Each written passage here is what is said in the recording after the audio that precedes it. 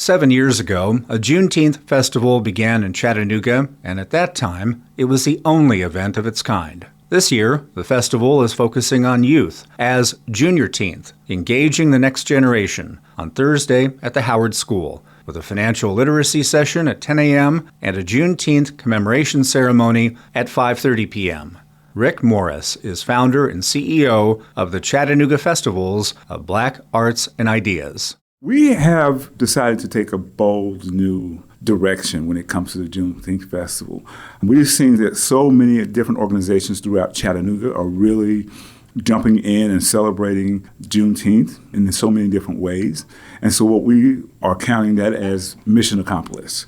When we started in 2018, we were the only ones. And I feel like we've educated and really inspired, hopefully, the rest of Chattanooga to get on board with the Juneteenth celebration. We've seen some major strides from the city of Chattanooga making Juneteenth a celebrated holiday to it becoming a national holiday, all within that time period from when we began to now. So what we want to do is to focus a little bit more on our youth. And so this Juneteenth really is just going to be one day, but it is going to be a very impactful day. I've coined the phrase Juniorteenth because our focus is going to be on our young people. We have a very special guest coming in. His name is Caden Harris.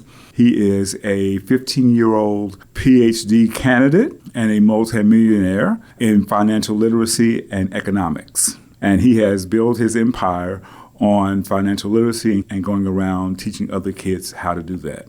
In this period of time when we're talking about generational wealth, I think it's really important that we inspire our young people to understand finances, money. How does it work? How do you save it? How do you invest it?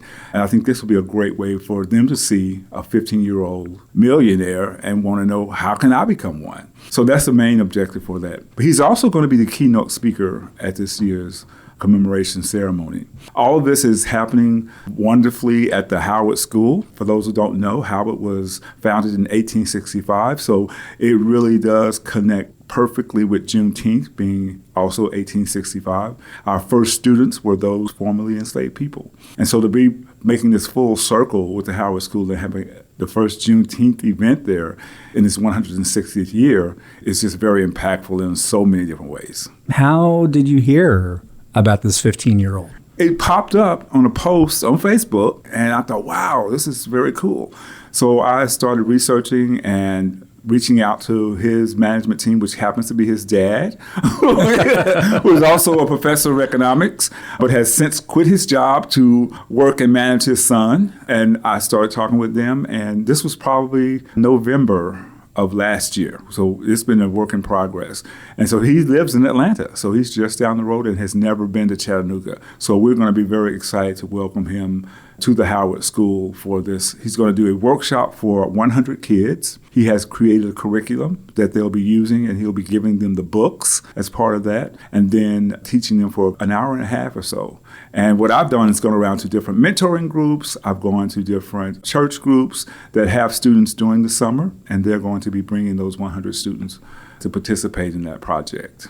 And as the commemoration of Juneteenth has been a work in progress, yes, so has the Chattanooga Festivals of Black Arts and Ideas. That's right. And now this particular Juneteenth also marks the end but the beginning of the festival season, which means starting in August, we'll be going every other month. Each discipline will have its own month and separate celebration. And Juneteenth will be the culmination of all that in June. So August to June will be our season. And I will definitely direct you to blackartsandideasfest.com to see what that schedule looks like. Everybody's welcome to come. It starts at 5:30, the ceremony does. The students have already been selected for the workshop, so that's not open to the public. But the main ceremony at 5:30 will be open, and he will be the keynote speaker there. So come, bring your kids, let them hear him. Come to the Howard School, find out and see what it's all about.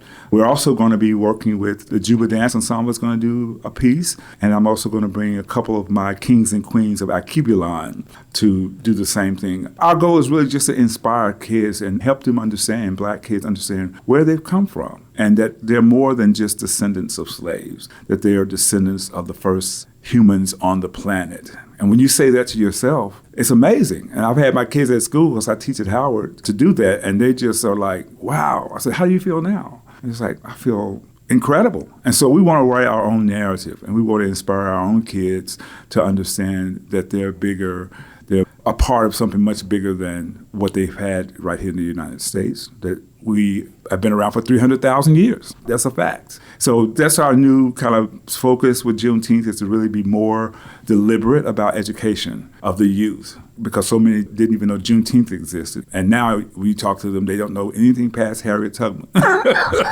So we want to talk about Mansa Musa and Queen of Sheba, and we want to do all of those things that they don't necessarily get in school.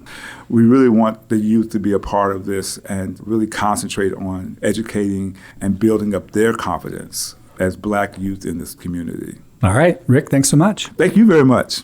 For more, visit the Chattanooga Festivals of Black Arts and Ideas at blackartsandideasfest.com and its Facebook page.